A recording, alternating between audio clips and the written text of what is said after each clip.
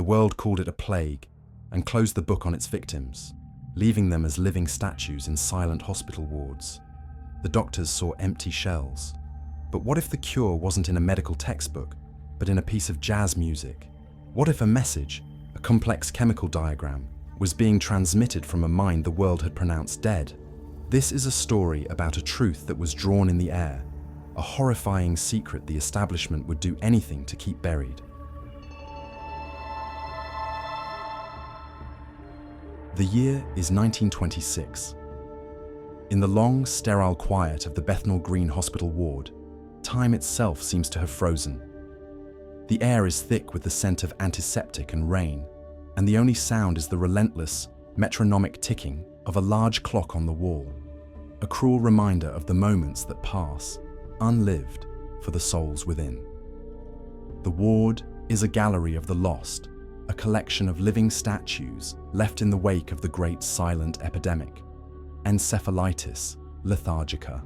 In each bed, a patient sits or lies in perfect, unnerving stillness. Their eyes are open, yet they see nothing. Their bodies are present, yet their minds are gone, locked away in some unknowable silent country. They are sculptures of flesh and bone, arrested mid-gesture, mid-thought a decade ago. Dr. Alistair Finch walks slowly down the central aisle, his footsteps echoing in the tomb-like silence. His face is sharp, intelligent, but his eyes are haunted by the sheer, overwhelming scale of his profession's failure. These are not patients to him, not anymore. They are puzzles, unsolved, perhaps unsolvable, each one a testament to the brutal limits of medical science. He stops at the bedside of a young woman, her teacup held halfway to her lips for 8 years. He gently takes her unresisting arm, lifts it, and lets it go. It doesn't fall. It remains floating in the air, a waxy, impossible defiance of gravity. He makes a note in his ledger, another observation in an ocean of inexplicable data. He is a cartographer mapping a land of profound emptiness. The office of Dr. Warren Hughes, the hospital director, was an island of immaculate order in a sea of quiet chaos. Polished mahogany, leather-bound books, and a distinct absence of dust. It was the office of a man who managed problems, not one who wrestled with them. Finch stood before the desk, a patient file in his hand, a single case among millions that he believed held a clue. "The initial infection patterns are anomalous, Warren," Finch began, his voice earnest. "They don't follow a standard viral spread. This cluster here, from the Somme," Hughes held up a hand, silencing him. He adjusted his spectacles, his expression one of profound weariness, as if Finch's enthusiasm were a personal burden. "Alistair," he sighed, the word heavy with condescension. "This is a closed book. The consensus is clear. It was a viral plague, an unfortunate consequence of the Great War. It burned itself out, and it has left us with this." He gestured vaguely in the direction of the wards. "Our job now is custodial, not investigative. To keep these poor souls clean and fed. That is the extent of what medicine can offer. But if there's a chance, a different avenue..." "An avenue to what?" Hughes countered, his voice hardening. "To prodding them with new theories, to dangling false hope in front of their grieving families. It is a waste of resources, and frankly, it is cruel. The book is closed, Alistair. I suggest you accept it." He turned back to the papers on his desk, a clear and final dismissal. Finch was left standing in the sterile office, the file in his hand feeling impossibly heavy. He was a man of science, and the head of his order had just declared that the search for answers was officially over. A sense of defeat hung over Finch as he made his late afternoon rounds. The quiet defiance in Hughes's office had faded, replaced by the grim reality of the ward. He was a caretaker of statues, nothing more. Sister Elodie, a nurse whose compassion had somehow survived the bleakness of this place, moved between the beds, quietly humming an old hymn as she straightened a patient's blanket. Her quiet faith was a stark contrast to Finch's loud, glaring doubt. On the central nursing station, a small radio played the popular music of the day, a tinny, upbeat sound that felt obscene in the silent ward. As one song ended, another began. A frantic, energetic piece of jazz, its piano melody, a cascade of complex, tumbling notes. Finch was glancing down the line of beds when his eyes fell upon Thomas, a young man who had been admitted 6 years ago, frozen since the age of 20. Thomas's hand was resting on his grey blanket, fingers slightly curled. As the frantic piano solo began, something impossible happened. Thomas's index finger began to tap. It was a tiny movement, almost imperceptible. A twitch, but it wasn't random. It was a crisp, deliberate, rhythmic tapping, perfectly in time with the dizzying piano notes. Tap, tap, tappity tap. Finch froze, his blood turning to ice. His eyes darted to Sister Elodie, but she was at the far end of the ward, her back to him, humming her hymn. No one else saw it. The world had shrunk to that one bed, to that one impossible finger, dancing in perfect sync with a song only it seemed to hear. The piano solo ended. The song resolved into its final chord, and the finger stopped. It came to rest on the blanket, once again a part of the statue. Finch stood motionless, his heart hammering against his ribs. For years he had searched for a response using every tool of his trade. He had used light, sound, pressure, pain. He had found nothing. Now, a random piece of music on the radio had slipped past the guards, deep into the silent prison, and elicited a reply. It wasn't a spasm. It wasn't a reflex. It was a connection. A tiny, miraculous flicker of life in the tomb. And in that moment, Finch knew that the book was not closed. It had just been blown wide open. The secret of the tapping finger burned in Alistair Finch's mind. A single point of light in an abyss of clinical darkness. It was a flagrantly impossible event, a ghost in the neurological machine, and it demanded investigation. That night, long after the hospital had settled into its deep, rhythmic breathing of whispers and rustling sheets, Finch returned to Thomas's bedside. He was no longer just a doctor. He was an explorer, venturing into a silent, unknown territory. He began with the textbook methods, the rigorous, repeatable tests of his profession. First, the penlight. He peeled back Thomas's eyelid and shone the sharp, thin beam into his pupil. It contracted instantly, a perfect mechanical reflex. Nothing more. Next, the tuning fork. He struck it against his palm, its pure C note vibrating in the still air, and placed the humming bass on the bone behind Thomas's ear. The auditory nerve should have fired, a jolt in the system. There was no response, not a flicker. Finally, the pin. With a deep breath, he gently pricked the tip of Thomas's index finger, the very finger that had danced to the jazz tune. The hand flinched, a basic spinal reflex to pain, but that was all. His frustration mounted with each failed test. He was a scientist, a man who believed in cause and effect, in stimuli and response. Yet the only stimulus that had worked was the one he couldn't replicate, the one that made no logical sense. The methodical tools of his trade yielded nothing. The memory of the tapping finger began to feel less like an observation and more like a hallucination, a desperate fantasy his own mind had concocted in the face of utter failure. Finch knew the answers, or at least the patterns, lay in the history of the epidemic. The next day, he made his way to the hospital archives, a dim, musty room where the stories of the living statues were interred in thousands of manila folders. He was searching for the earliest case files from the 1918 outbreak, looking for a geographical or occupational link that the viral theory couldn't explain. He was deep into a ledger, tracing a cluster of cases from a munitions factory, when the scent of carbolic soap announced the arrival of Dr. Hughes. The director stood in the doorway, his arms crossed, his face a mask of cold disapproval. "Alistair," Hughes said, his voice quiet but absolute. "I've had you removed from the primary care roster for the Lethargica ward." Finch looked up, stunned. "Your experiments are a disruption to the order of this hospital. You are upsetting the staff, and more importantly, you are chasing phantoms." He gestured to the shelves of files. "These records are for archival purposes. They document a tragedy that is over. They are not for your personal crusades. He stepped aside from the door, his meaning clear. Leave them be.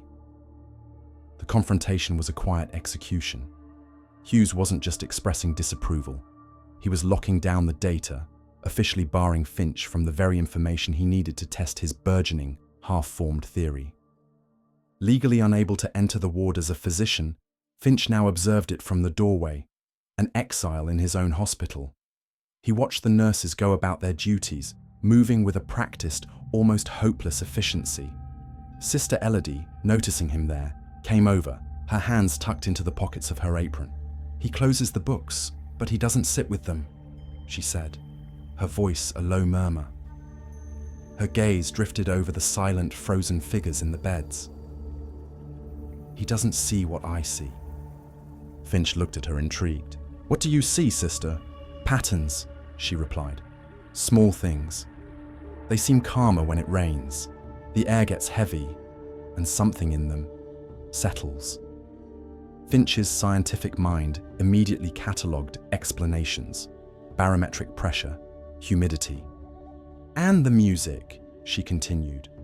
"Some of them.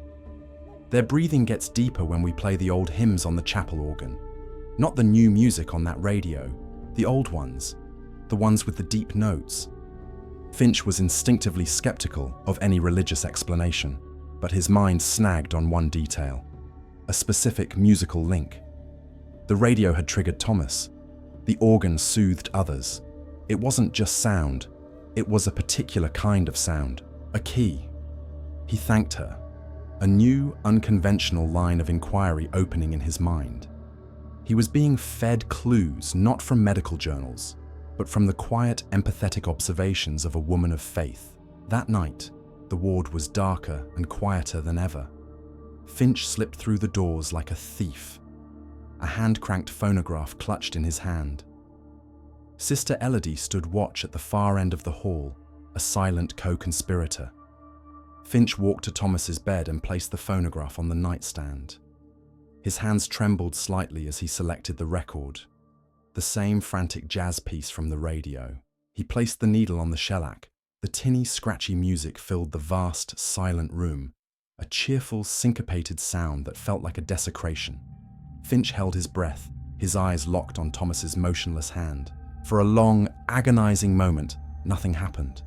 The music played, the notes tumbling over each other, and Thomas remained a statue. A wave of bitter disappointment washed over Finch. It was a hallucination. It was a fluke. He had dragged a kind nurse into his own delusion, and then it began. Slowly, with an effort that seemed Herculean, Thomas's hand began to lift from the blanket. It trembled violently, a machine shuddering back to life after years of rust and neglect.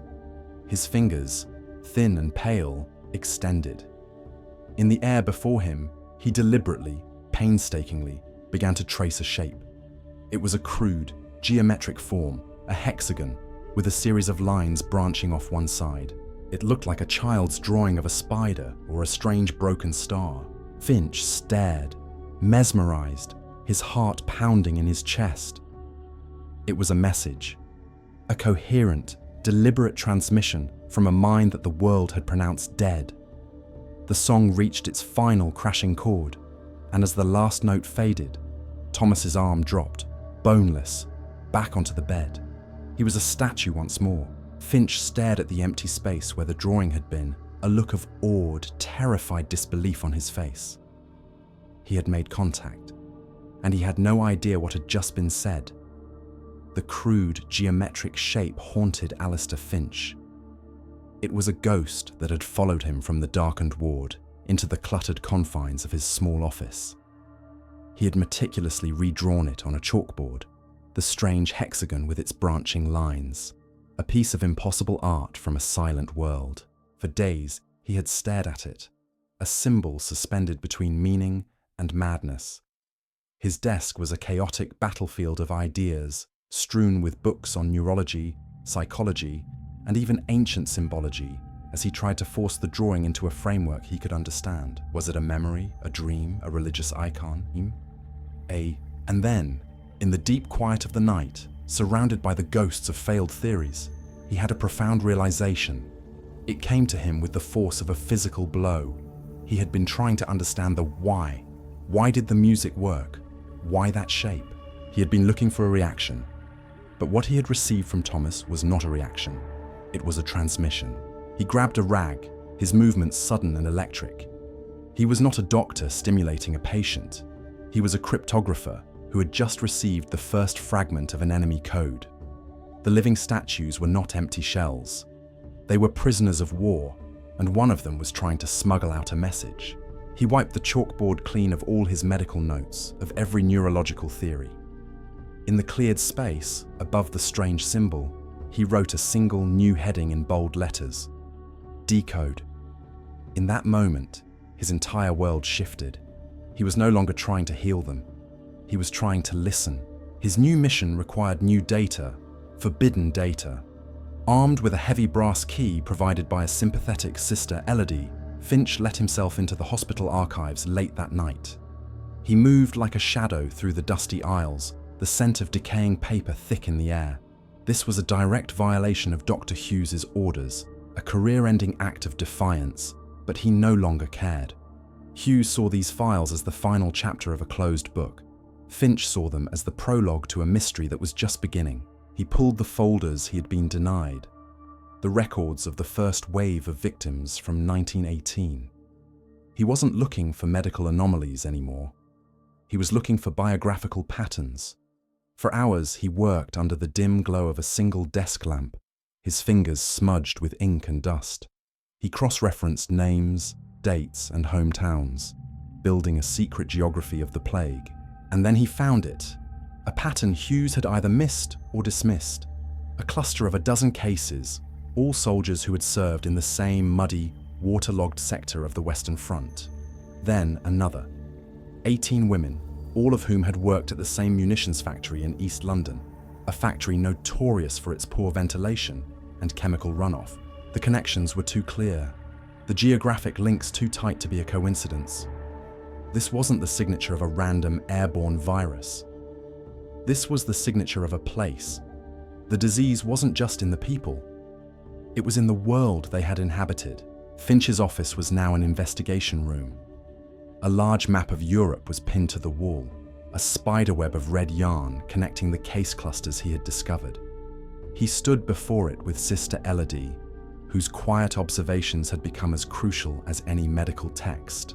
"Tell me again about the rain," Finch urged, pointing to the pins clustered around the rivers of France and England. "It's the smell," Sister Elodie said simply. "The smell of wet earth after a long dry spell. It calms them. I've always thought it reminded them of home. So many of them were farm folk, you see." They knew the land. Finch stared at the map. Farm folk. Wet earth. He cross-referenced the locations of the munitions factory and the trenches with geological surveys. A startling correlation appeared. The factory was built on marshland. The trenches were dug in low-lying, flood-prone river valleys. Sister Elodie's simple, empathy-based observation about the smell of rain had provided the crucial context for his data. The intuitive knowledge of the nurse and the geographic data of the scientist were pointing to the exact same thing: water. Later that night, Finch stood alone in his office, staring at the drawing on the chalkboard.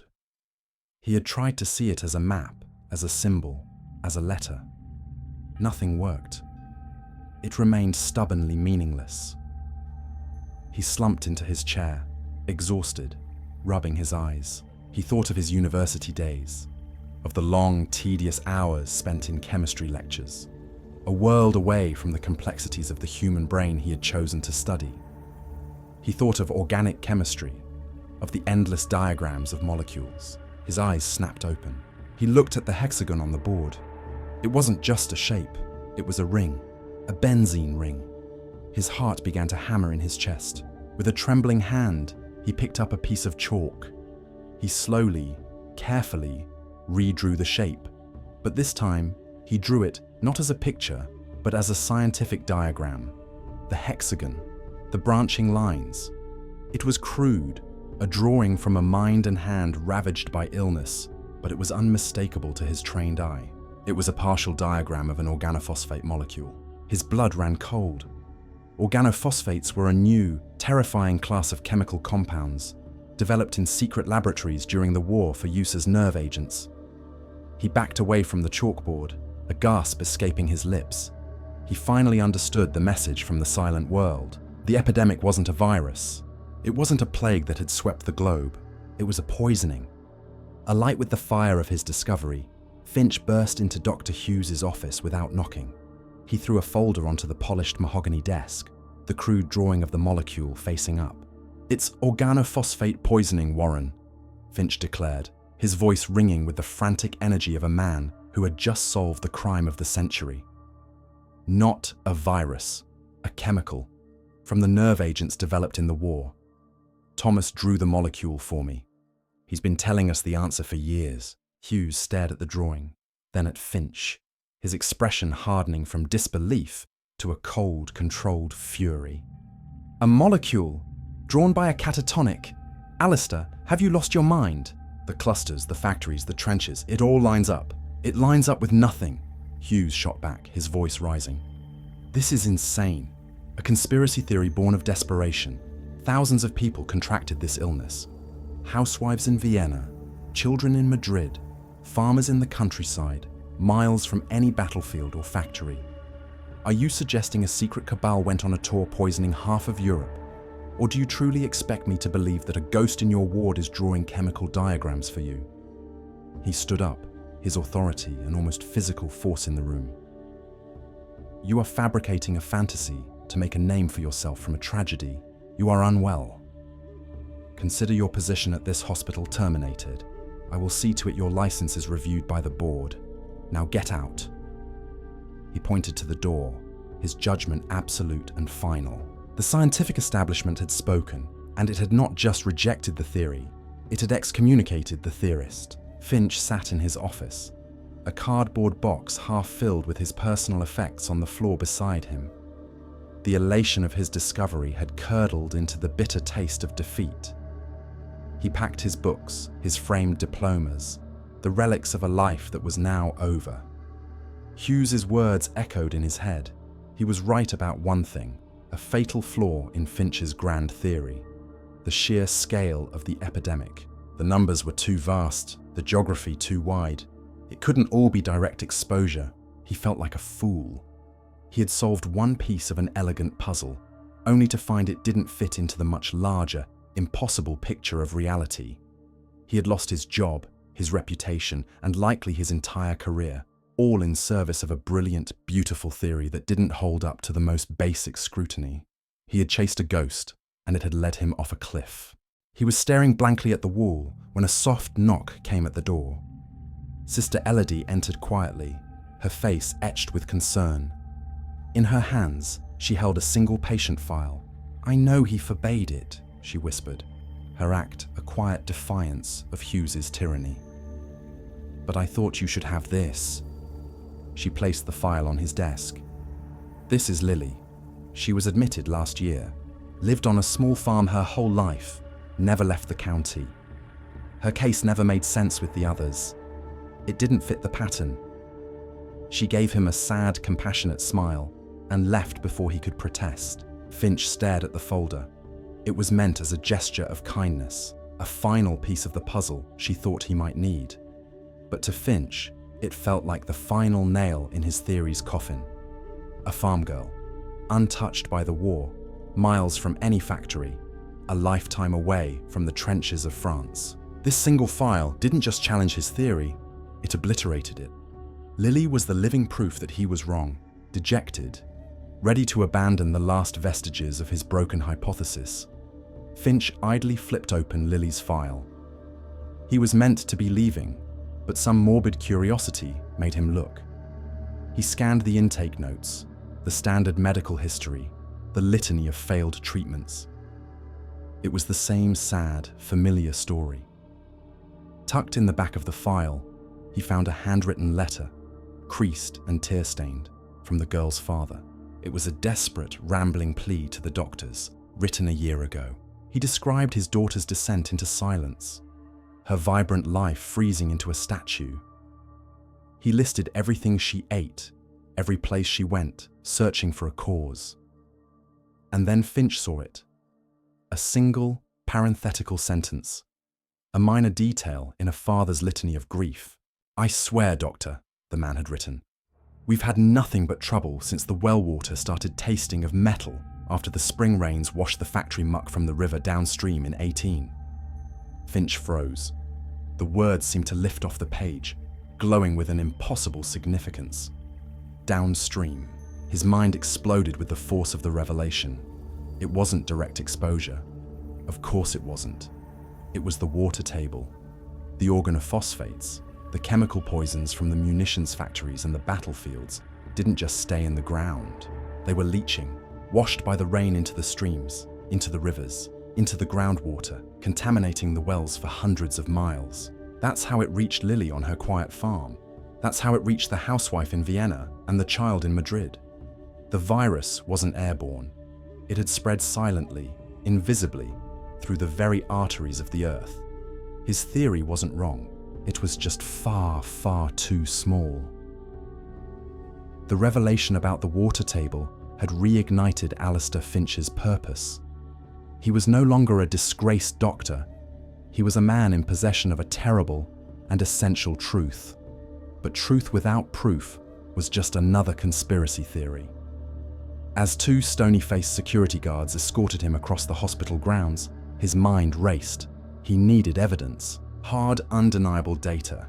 He needed the official water surveys from the affected regions. As they passed the hospital chapel, he saw Sister Elodie standing by the rose bushes, her head bowed in prayer. It was a long shot, a desperate chance. "Sister!" he called out, his voice urgent. He managed to slow his pace, forcing the guards to wait.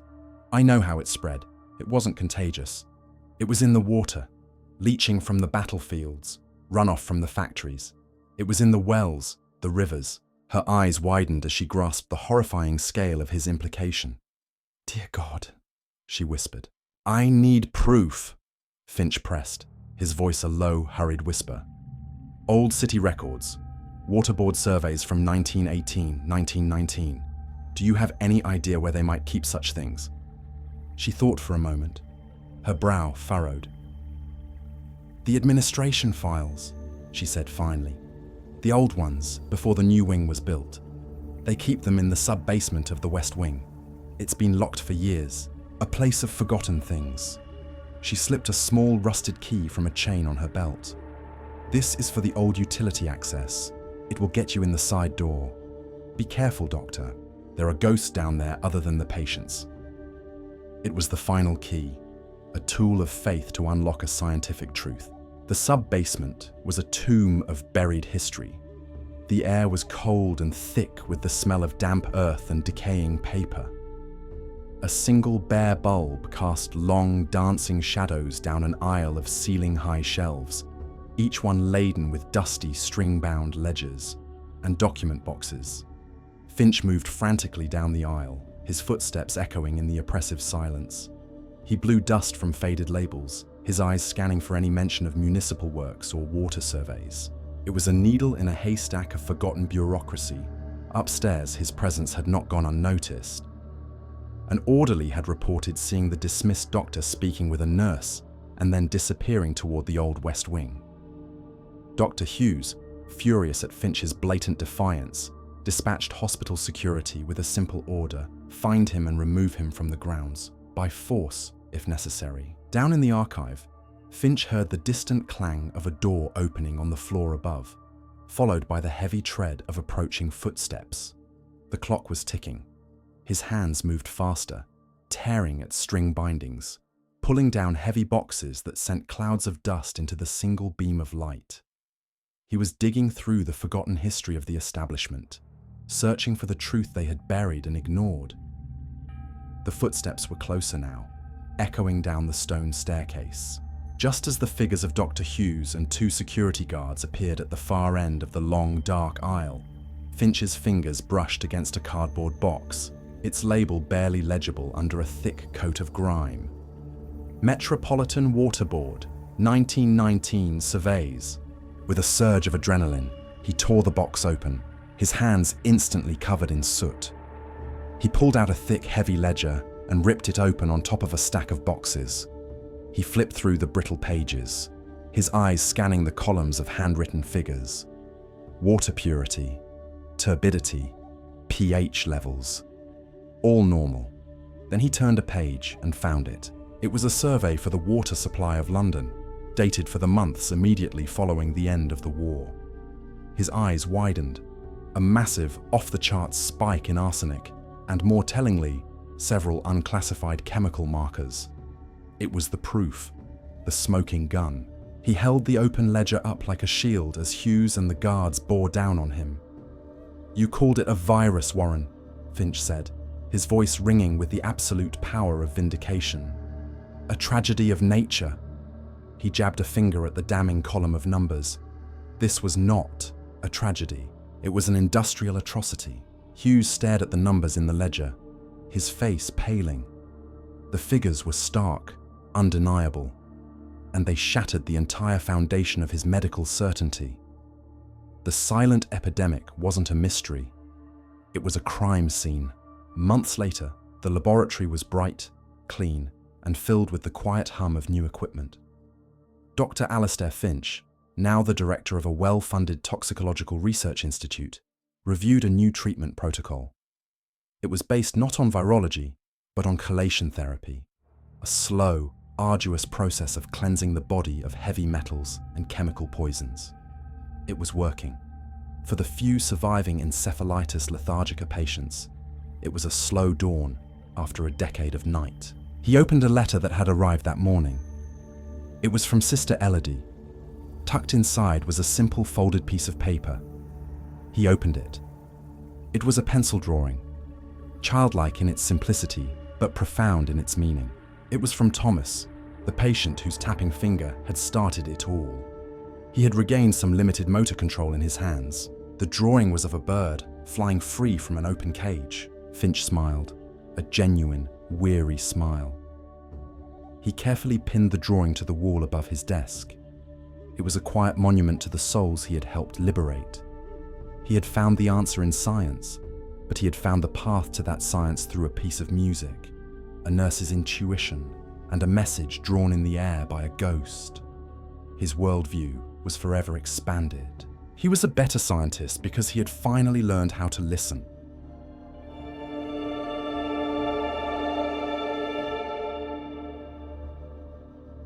What's fascinating about Dr. Finch's story is where his breakthrough truly comes from.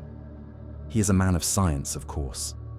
The final answer, organophosphate poisoning, the contaminated water table, is a cold, hard, scientific fact found in a dusty ledger. But he never would have looked for it if not for the most unscientific clues imaginable. The investigation isn't started by a lab result. It's started by a jazz song on the radio, making a catatonic patient's finger tap. The crucial geographic link isn't found in a medical journal, but in a nurse's quiet, faith-based observation that the patients seem calmer when it smells like rain. This story isn't really an argument of science versus superstition. It's a powerful critique of a science that has become dogma, a science so arrogant it refuses to listen to the very world it's meant to study. Dr. Hughes represents the establishment, armed with all the facts, but blind to the truth. Dr. Finch only succeeds when he humbles himself enough to accept clues from art, from empathy, and from a message sent by a ghost in the machine. It suggests that the greatest discoveries aren't made from data alone, but from the spark that connects data to the human experience. It leaves us with a compelling thought. Do you believe true discovery requires more than just cold, hard facts? Where is the line between useful intuition and unfounded belief? Let us know your perspective in the comments.